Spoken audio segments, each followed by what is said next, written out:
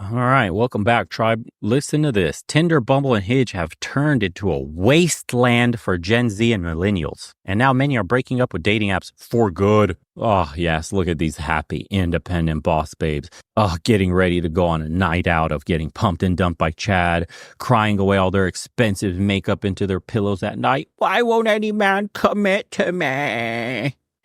Bumble executives don't know how much its turnaround ad campaign would sting Gen Z and millennials. The dating app faced major backlash last month after running billboard ads targeted towards women with anti-celibacy messages. Go out and be a hoe. You know full well a vow of celibacy is not the answer. Spread your legs. Use our app. Get more men here paying money. We only care about profits, not your real happiness. The plan majorly backfired with women taking to TikTok, Instagram, and X to talk just how offensive Bumble's new ad campaign was to them. They argue Bumble turned a blind eye to the fact that women continue to lose reproductive rights. Others have experienced trauma that prevents them from enjoying and pursuing casual intercourse. Idiot. And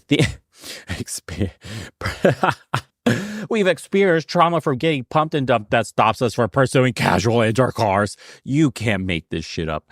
And the theme of ads feeds into the idea of patriarchal society in which women are just objects for men to mess with as you go on a sex app that makes you swipe on people's profiles like they're fucking Pokemon cards collecting the hottest guy you can.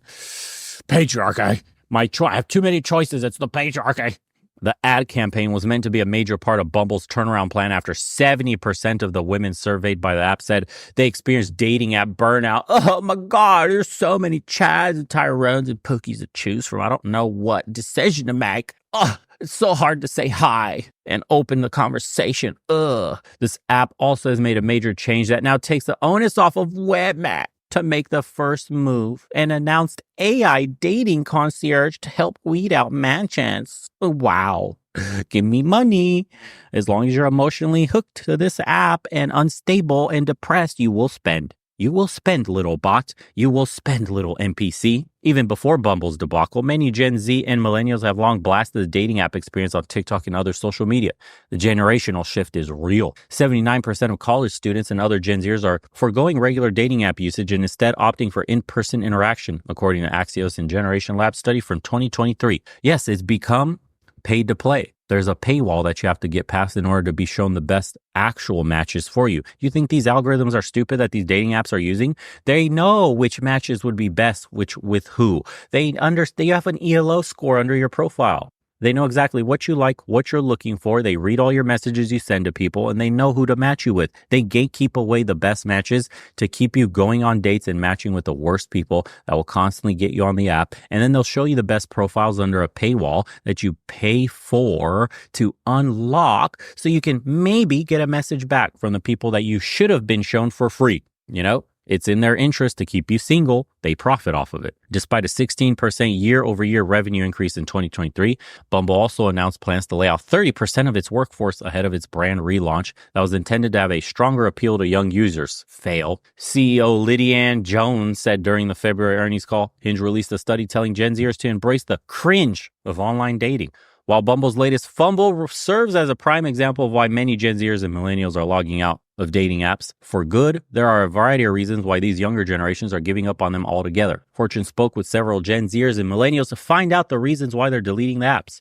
Number one, they're a wasteland. The first word that comes to mind when thinking about dating apps for a 24-year-old communication professional, Max, is wasteland. I think its user pool on a lot of these apps has declined, says Gomez, who lives in New York City's Brooklyn neighborhood. Gen Z is just simply not using these apps as much anymore. Gomez also says that apps have become increasingly reminiscent of other social media platforms like Instagram, where users are more concerned about curating the right photos and written responses than about representing themselves in an authentic way.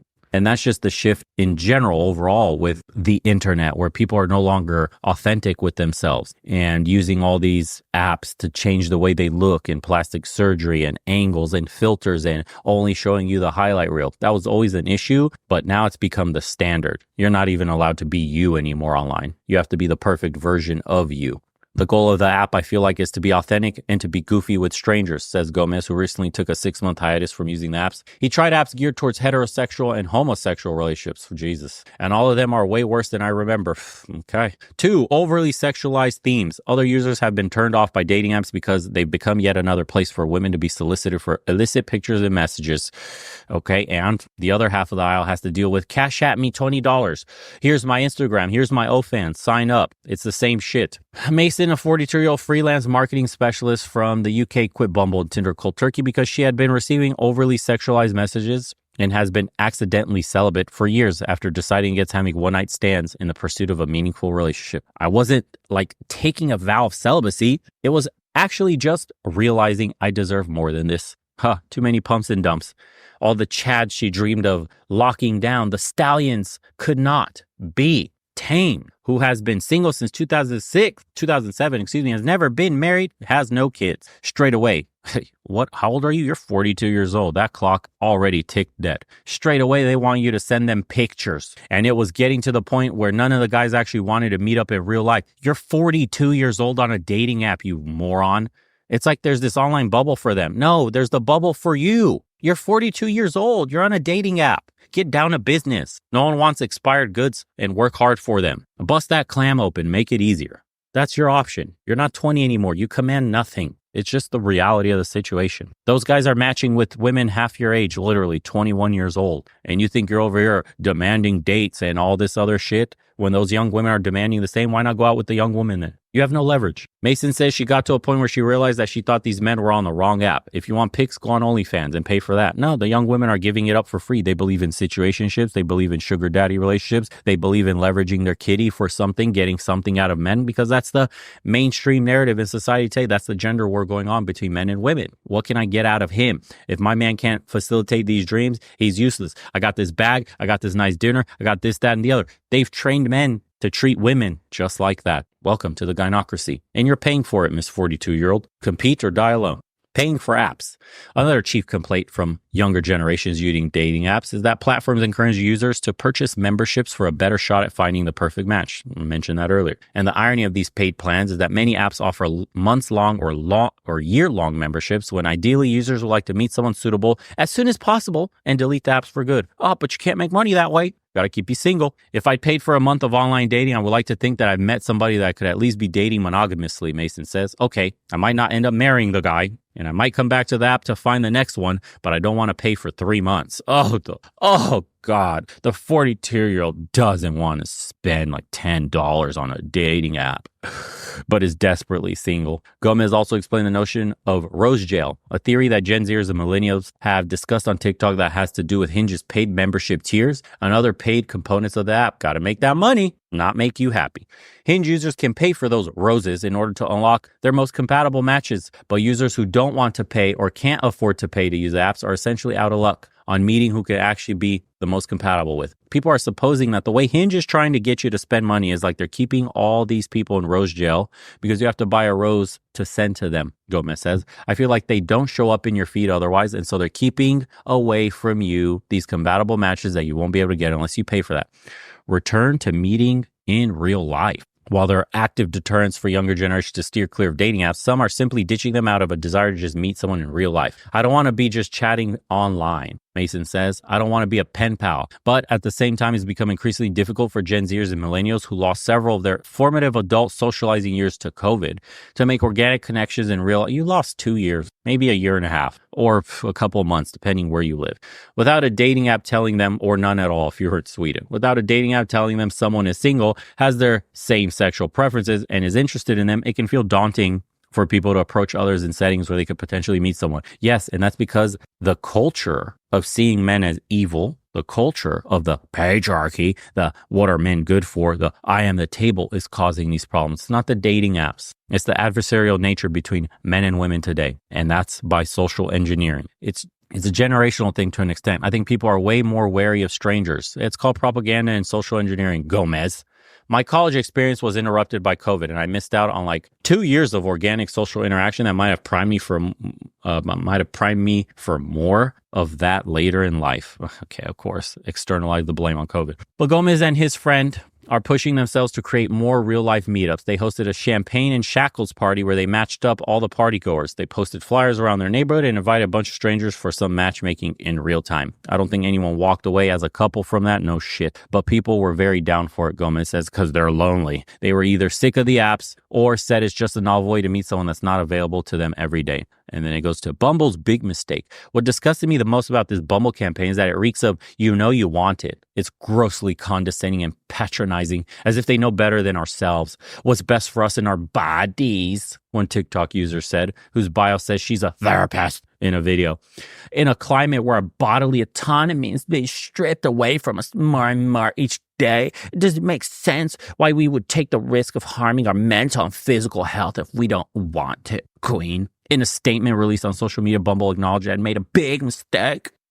AK, fuck, we're losing money. Shit. Apologize. Our ads referencing celibacy were an attempt to lean into a community frustrated. We were going to mooch off them for money. By modern dating, instead of bringing joy and humor, we unintentionally did the opposite, according to the statement. Oh, they got mad at us. Fuck, we're losing money. Bumble declined to provide Fortune with any further statement on the matter, but the company also said it would remove the ads from their global marketing campaign as well as make a donation. Where's the donation going to? The amount was not disclosed either. To the National Domestic Violence Hotline. See, we're on your side, queens. Women power, yeah. Fuck, Ted. Get back in the office and figure out how we're going to make this goddamn money. Among other organizations, as part of our ongoing efforts to support the work being done around the world to support women, marginalized communities, and those impacted by abuse.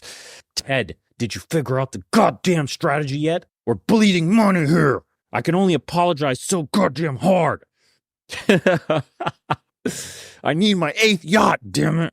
Katya Varbanova, CEO of brand marketing firm Viral Marketing Stars, tells Fortune that Bumble's campaign very well could have been launched to try to cause controversy and more attention to the brand, but ultimately backfired. In fact, it's relatively common for more popular and progressive brands to push out campaigns that make some noise and create discussion. But the problem with Bumble is they didn't realize they crossed the line a little too far. Varbanova says Bumble didn't realize that what they've been doing wasn't just poor taste, but it's also harmful to certain communities and a little bit insensitive as well. Okay. So basically a lot of bullshit corporate speak. They're trying to capitalize on women's insecurities of being lonely, their depression, their unstable mental health, constant need for attention, wanting a man, being paired up, and no men are biting. Men are tired of using the apps. They've turned to shit. They're not matching you with anything decent. So men are swiping right on everything and sending copy paste. Women are now complaining that the quality has dramatically dropped. A lot of them have now aged into their 30s, late 40s, still trying to use dating apps. These are hookup apps. Men, obviously, whatever the pool of available women is, or I should say the pool of available bachelors has to look like complete shit from a 42-year-old woman, because most men are not even putting that in the age range. Honestly, when I was using the dating apps, my age range was like 20 to 25 max.